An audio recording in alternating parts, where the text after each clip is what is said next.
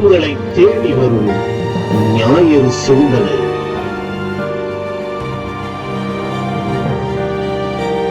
இறைவார்த்தை இல்லந்தோறும் நாளும் கேட்க உள்ளம் மாறும்.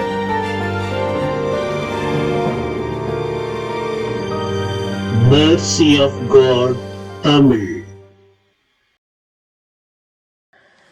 இயேசுவில் எனக்கு மிகவும் பிரியமுள்ள சகோதர சகோதரிகளே, இன்று பொது காலத்தின் 24வது ஞாயிற்றுக்கிழமையை நாம் கொண்டாடுகிறோம். அன்புக்குரியவர்களே, இன்றைய நாளின் நற்செய்தியாக மார்க்கு நற்செய்தியிலிருந்து 8வது அதிகாரத்திலிருந்து நமக்கு ஒரு சிறிய பகுதியானது கொடுக்கப்பட்டிருக்கிறது. இன்றைய நற்செய்தியிலே ஆண்டவர் இயேசு கிறிஸ்து தன்னை பற்றி தான் யார் என்று மக்கள் நினைக்கிறார்கள், தான் யார் என்று தம் சீடர்கள் நினைக்கிறார்கள் என்று ஒரு சுய பரிசோதனை செய்து கொள்வதை நாம் பார்க்கிறோம். அன்புக்குரியவர்களே, தம் சீடர்களை பார்த்து ஆண்டவர் இயேசு கிறிஸ்து கேட்கிறார், தன்னை பற்றி மக்கள் என்ன நினைக்கிறார்கள் என்று கேட்கிறார். அதாவது பிரியமானவர்களே, இன்றைய நற்செய்தியை நாம் முதலாவதாக 3 பாகங்களாக பிரித்து கொள்ளலாம். முதல் பகுதியிலே ஆண்டவர் இயேசு கிறிஸ்து தன்னை யார் என்று தெரிந்து கொள்வதையும் கேட்பதையும் அதற்கு பேதுரு பதில் கூறுவதையும் நாம் பார்க்கிறோம். அதன் பிறகு இயேசு 2வது பகுதியிலே தன்னுடைய பாடுகளையும் தன்னுடைய மரணத்தையும் மானிட மகன் எவ்வாறு பாடுகள் பட வேண்டும் என்பதை தம் சீடர்களுக்கு அறிவிப்பதை நாம் பார்க்கிறோம். அதனைத் தொடர்ந்து 3வது பகுதியிலே ஆண்டவர் இயேசு கிறிஸ்து தன்னுடைய சீடனாக இருக்க ஒருவருக்கு என்ன தகுதி இருக்க வேண்டும், தன்னுடைய சீடத்துவ வாழ்க்கைக்கு அழைப்பு விடுக்கின்ற ஒரு நிகழ்ச்சியை பார்க்கின்றோம். எனவே இந்த 3 பகுதிகளை கொண்டதுதான் இன்றைய நற்செய்தி.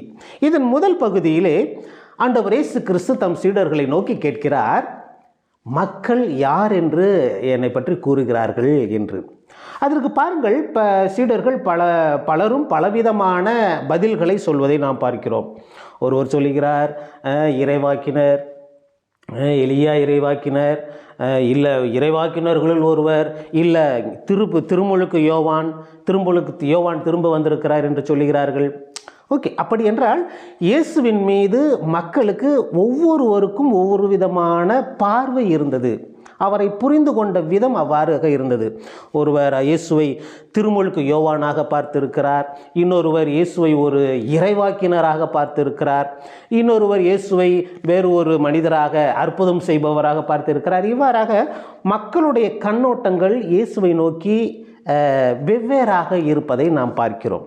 ஆனால் இயேசுவினுடைய எண்ணம், இயேசு எதை பற்றி ஆழமாக சிந்திக்கிறார் என்றால் அதை தம் சீடர்களிடம் கேட்கிறார். நீங்கள் என்ன யார் என்று நினைக்கிறீர்கள்?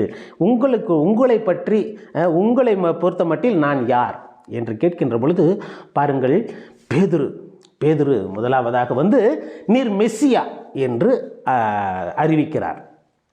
அன்புக்குரியவர்களே, இயேசு இந்த பதிலுக்கு வேறு நற்செய்திகளிலே நாம் பார்க்கிறோம், வெரி குட், நீங்கள் நல்லா சொன்னீங்க, இது உம்முடைய வாயிலிருந்து வந்த வார்த்தை அல்ல, மாறாக தந்தை அதை வெளிப்படுத்தினார் அப்படின்னு சொல்கிறதெல்லாம் நாம் பார்க்கிறோம். பிரியமானவர்களே, இன்றைய நற்செய்தியில் கூட ஆண்டவர் இயேசு கிறிஸ்து அந்த நீர் மெசியா என்று சொன்ன உடனே அவர் இதை யாருக்கும் சொல்லாதீங்க அப்படின்னு சொல்லி இந்த விஷயத்தை சொல்கிறார்.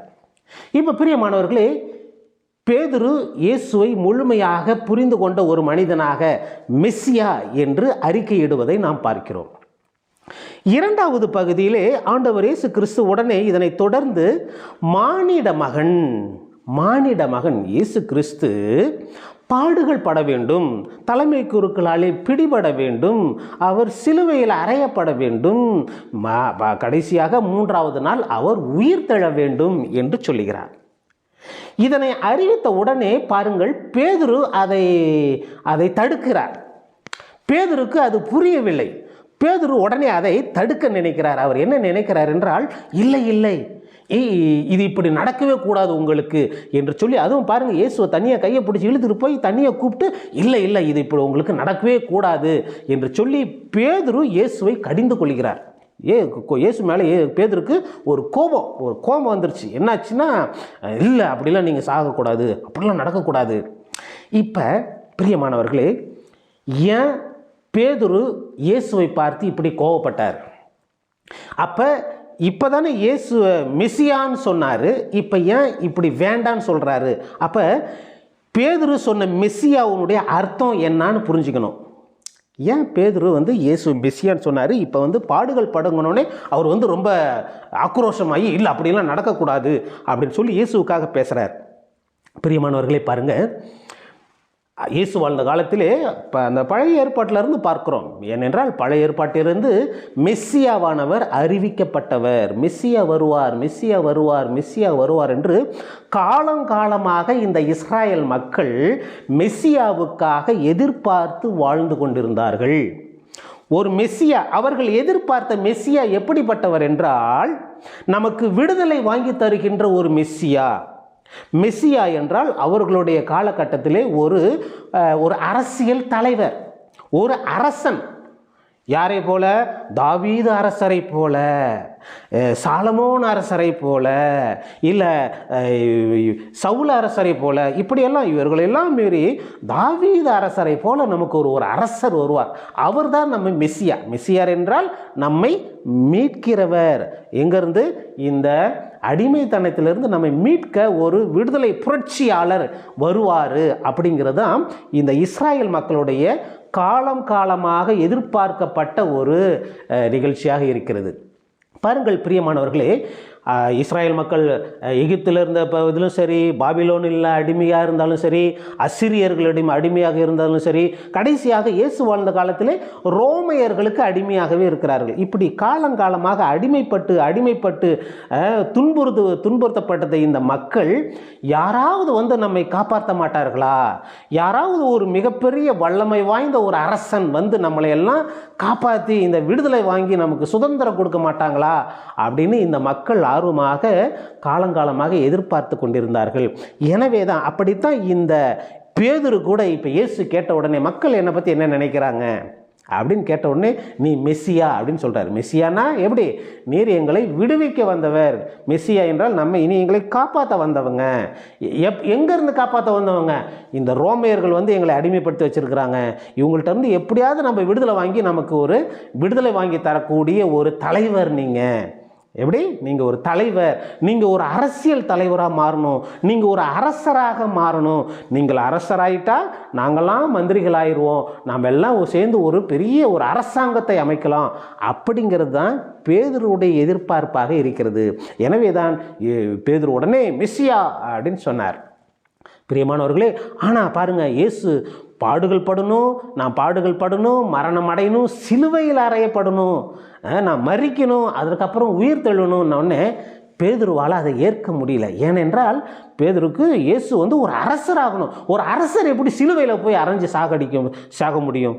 ஏனென்றால் சிலுவை சாவு என்பது ஒரு கிரிமினல்களுக்கு, பாவிகளுக்கு, அதாவது குற்றம் செய்கிறவர்களுக்கு தண்டனை வழங்கப்பட்ட ஒரு அவமான சாவு. அவமானப்படுத்தி சாவடிக்கிற ஒரு நிகழ்ச்சி தான் இந்த சிலுவை சாவு. அப்படிப்பட்ட சாவு உங்களுக்கு என்னத்துக்கு? நீங்கள் தான் எங்களை அரசராக இருக்க போகிறீங்களே, நீங்கள் தான் இந்த இஸ்ராயல் மக்களை ஆளப்போகிறீர்களே, அப்படிங்கிற ஒரு எண்ணத்தில் தான் பேதுரு என்ன சொல்கிறாரு? இல்லை அப்படி நடக்கக்கூடாது அப்படின்னு சொல்கிறாரு. பிரியமானவர்கள், அதற்கப்புறம் இயேசு அதை அவரை கடிந்து கொள்கிறார். ஏன் கடிந்து கொள்கிறார்?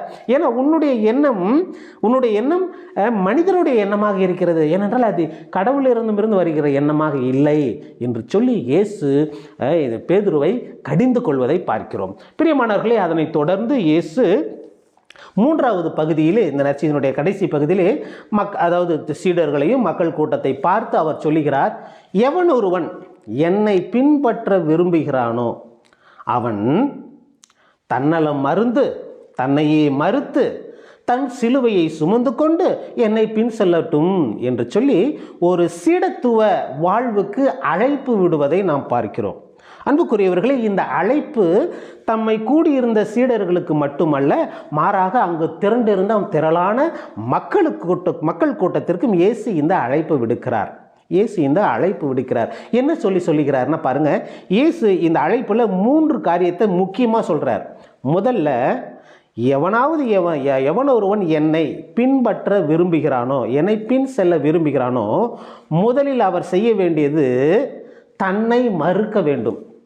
அதாவது சுயநலத்தை இழந்து சுயநலத்தை தூக்கி எறிந்துவிட்டு தன்னை மறுத்து பிறர் நலத்திற்காக வர வேண்டும் அப்படின்னு சொல்கிறார். அது முதல் கட்டளை. முதல் செய்ய வேண்டிய காரியம் என்னென்னா தன்னை மறுத்து தன்னலம் மறந்து பிறருக்காக வாழக்கூடிய ஒரு மனிதன் வர வேண்டும். இரண்டாவது என்ன சொல்கிறாருன்னா தன் சிலுவையை சுமந்து வர வேண்டும்.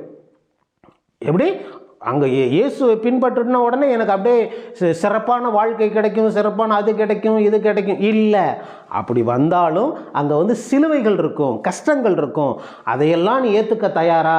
இயேசுவை அந்த பின்னை பின்தொடரும் பொழுது சிலுவையை சுமந்து வரணும்.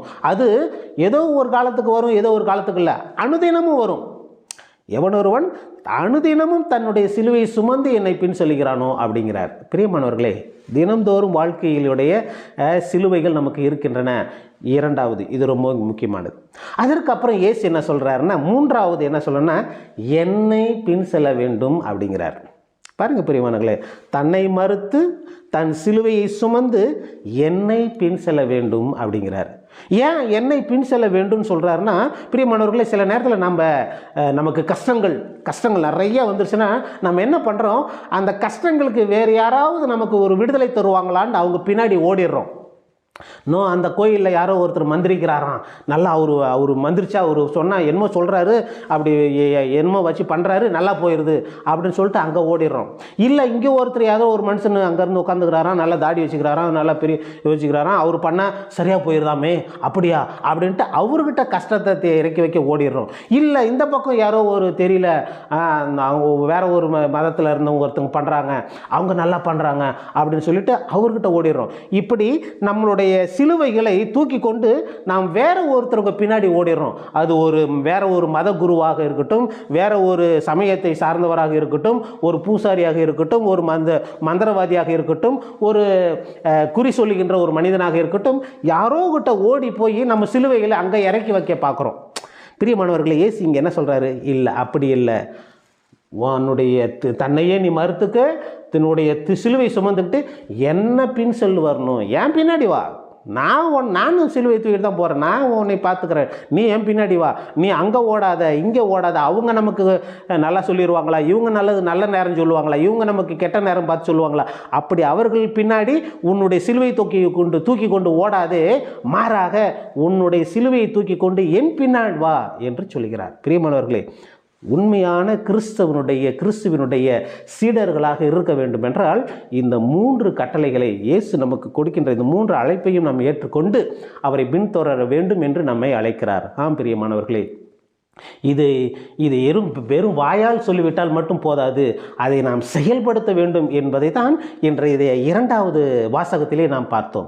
2வது வாசகத்திலே நாம் பார்க்கின்றோம், நம்முடைய விசுவாசம் மட்டும் வெறும் வார்த்தையில் இருந்துவிட்டால் மட்டும் போதாது, மாறாக அதை நாம் செயல்படுத்தி காட்ட வேண்டும். செயல்படுத்தினால்தான் அது விசுவாசம். செயல்படுத்தவில்லை என்றால் அது விசுவாசம் அல்ல, அது வெறும் வார்த்தையாக போய்விடும். வெறும் வார்த்தையில் மட்டும் ஆமாம் நான் நம்புறேன்னு சொல்லிட்டு நம்பாமல் நான் வேற யாருக்கிட்டே பின்னாடி ஓடிக்கிட்டு இருந்தால் அது சரிபடாது. எனவே பிரியமானவர்களே, நாம் நம்புவதை செயல்படுத்தி காட்டுவோம் என்பதை நாம் உணர்ந்து தொடர்ந்து இந்த திருப்பலியிலே மன்றாடுவோம்.